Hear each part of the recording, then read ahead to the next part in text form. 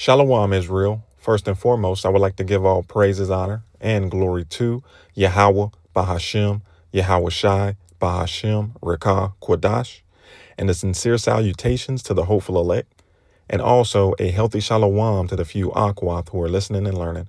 Lord's willing, this lesson be edifying and straight to the point. And today I want to touch on this article from Fox News, which is entitled, United States Happiness is at an all-time low. Studies find. See which countries rank higher. So I spoke on it a little bit at camp, so I figure why not do a lesson on it. So let's get it. It says the 2025 World Happiness Report was recently released this month, revealing that the United States not only trails behind other countries in North America, but several European countries as well.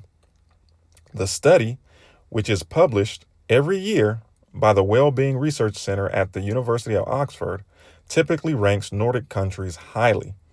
The time of this year's report is the theme of this year's report is the impact of caring and sharing on people's happiness according to the study. Right. And right off the back, I can see why America scored so low on this. You know, the theme is focused on the impact of caring and sharing. And that's not the times that we're in. Okay. We're not in the times of caring and sharing. All right. You know, people are hurting. You know, this economy has people at wit's end. You know, when the economy was doing well, it was nothing for someone to give you a handout. You know, every intersection you pulled up to, you would see multiple cars in front of you handing money to the homeless man that's standing in the median. Okay. You know, because in good times, you know, people had it. But now, every time I pull up at an intersection, I'm just waiting to see which car is going to give the homeless man money. And every single time, nobody gives him a handout. Because we're in the time where everybody's struggling. Okay? And let me stop rambling. Let's get Ecclesiastes 3 and verse 1. It reads, to everything there is a season and a time to every purpose under heaven. And let's jump down to verse 4. It reads, a time to weep and a time to laugh, a time to mourn and a time to dance. All right. And that's the times that we're living in. We're living in a time of weeping and mourning, man. We're living in a time where sedition is at an all-time high all around the world on every continent. These are the times that we're living in. It's no wonder why people aren't happy. All right. They're miserable. They're miserable. Even though they voted for the great white hope, more miseries is being put upon them. Okay. Now, with that said, let's grab 2nd Ezra chapter 8 and verse 50. For many great miseries shall be done to them that in the latter time shall dwell in the world, because they have walked in great pride. Right. And that's exactly what you're witnessing. We're living in the latter days, the latter times, and the miseries are increasing. Now let's get the definition of misery. Misery, A state or feeling of great distress or discomfort of mind or body.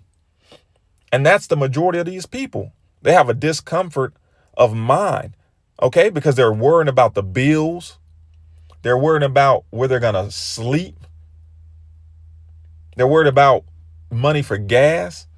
You know, all these things that when this economic system of ours was doing well, they didn't have to worry about. Americans had a little bit of money to put away and stash to the side, you know, to go out and celebrate, you to go out to Universal, to go out to the bar, the pub, and just enjoy life. We called it living for the weekend. But now the weekend comes and they don't have any money to leave house. Matter of fact, I dare them to get in their car to waste gas because they know they don't have it. All right. So we're in a time of mourning. We're in a time of weeping. To say we're not in the time of being happy and enjoying America, Babylon the Great, and enjoying this world. The world as we know it, this age is coming to an end. So let's get back to this article. It reads, Zakar'Yah, where was I?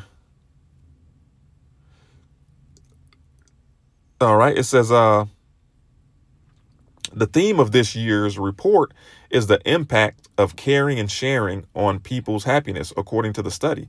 Several factors, including inequality, generosity, freedom, life expectancy, and perceptions of corruption, all contribute to the ranking. But one question related to the happiness is weighed heavily by researchers. Our global happiness ranking is based on a single question that asks people to evaluate the quality of their life on a 0 to 10 scale, the site explains. Okay, and it says it's just showing the top rankings of the happiest countries, and America dropped to, the 2024. So it says the U.S. has ranked low in the study over the past few years, despite ranking as the 11th happiest country in 2011. The study also ranked U.S. as the 115th freest country, with the study asking participants, are you satisfied or dissatisfied with your freedom to choose what you do with your life?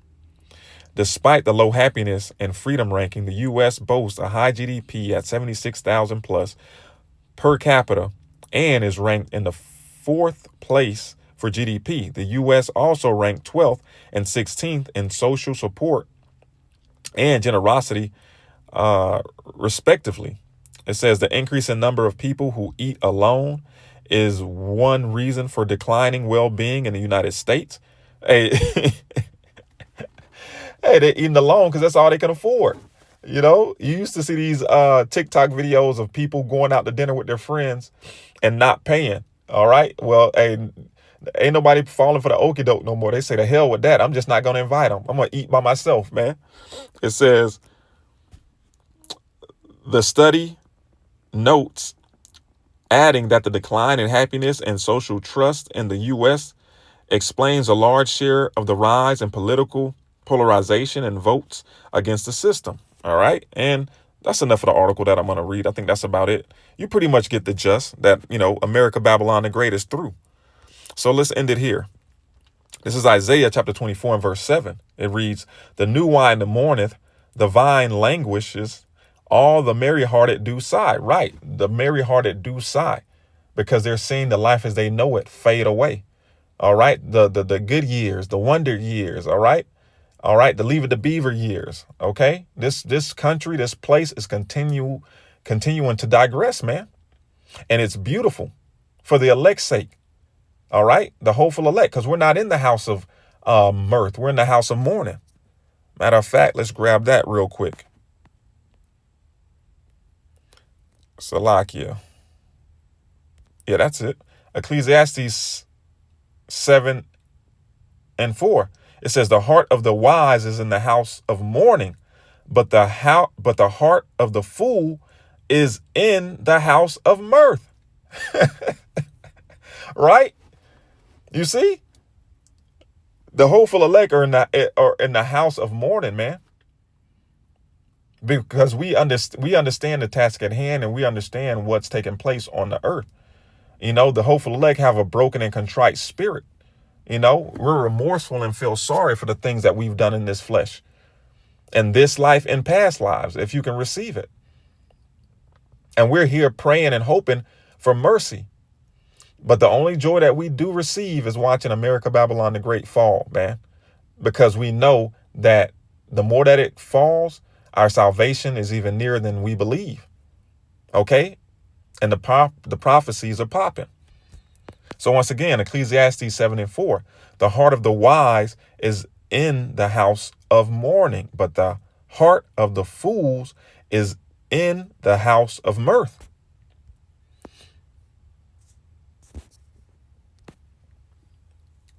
Isaiah 24 and verse 8. The mirth of the tabret ceases, the noise of them that rejoiceth endeth, the joy of the harp ceaseth. They shall not drink wine with the song. And that's what's taking place. No more happy hour. No more going next door to your neighbor and drinking a beer and barbecuing and everybody's over. Because people don't got it like that anymore. The funds are running low. The funds are running low. They shall not drink wine with a song.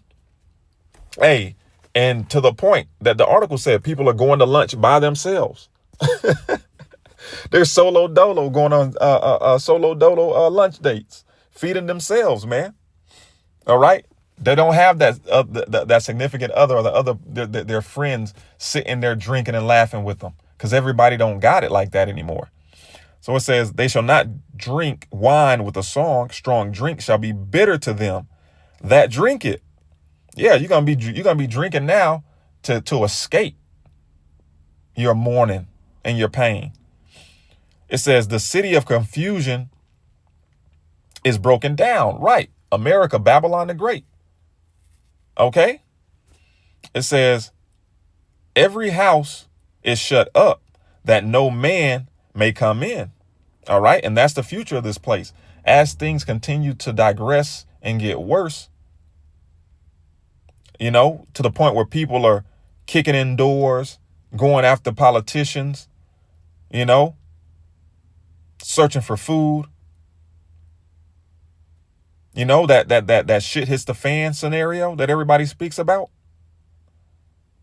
People are going to be in their houses, putting plywood over the windows, getting bars installed. You know, what's that movie called? With the alarm that goes off. And then everybody has to get inside because deletion is made legal for 24 hours. The Purge. Okay, the Purge. Just like how they were locking up their houses and had those fancy alarm system. Okay. And that time, that's what, and the times that we're coming in, this is exactly what's going to be taking place. So it says, it says, the city of confusion is broken down. Every house is shut up that no man may come in. There is a crying for wine in the streets. All joy is darkened. Right. A crying for answers, man. All right. People, just like during COVID, people were, in 2020, people were looking for answers. Everybody was locked in the house, on lockdown, on the computers, trying to figure out what is going on. Okay. Or the same thing is going to happen again. That was just a precursor for what's to come. You know, those COVID events. So it says there is a crying for wine in the street. All joy is darkened. The mirth of the land is gone. In the city, it says, and the city is left desolate and the gates is smitten with destruction. Right. And that's what's left to come, man. That's what's left to come. You know, these people, once they have nothing else to lose, they're going to lose it. And I always say, once they realize that DJ Trump, the great white hope, is only making things worse, exacerbating the problem, if that's a word, and increasing the downfall of America the Great, they're going to lose it. Lose it. All right. So Lord's willing, this lesson was edifying. Shalom, Israel. Wa abad babal.